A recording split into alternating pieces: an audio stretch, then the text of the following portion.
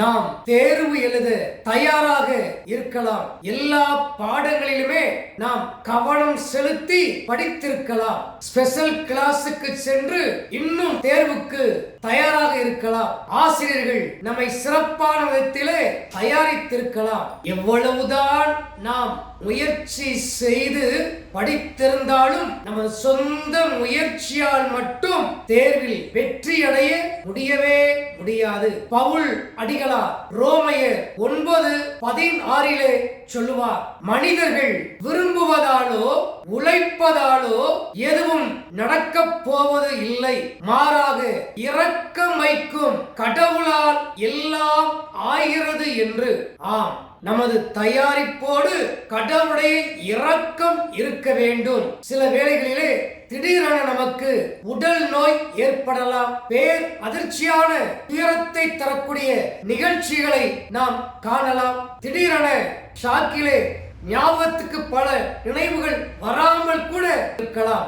ஆனால் கடவுளுடைய இரக்கத்தை நம்பி இருக்கிற பொழுது என்னதான் பலவீனம் இருந்தாலும் அந்த இரக்கம் நம்மை தேர்விலே உயர்த்தும், வெற்றி அடைவோம். புலம்பல் 3:22 எனது இரக்கம் தீர்ந்து போகவில்லை என்றும், ஓசையா 11:8 எனது இரக்கம் பொங்கி வழிகிறது என்றும் கடவுள் சொல்லுகிறார்.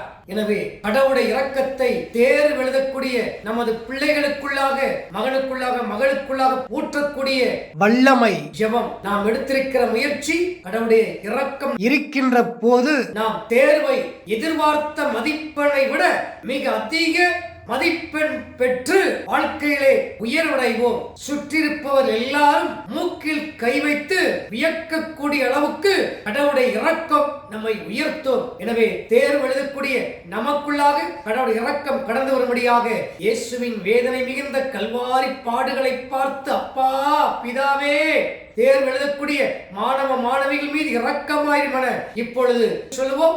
யாருக்காக ஜெபிக்க நினைக்கிறோமோ அவர்களை கண்முன்னால் கொண்டு வந்து அவர்களுக்காக ஜெபிப்போம்.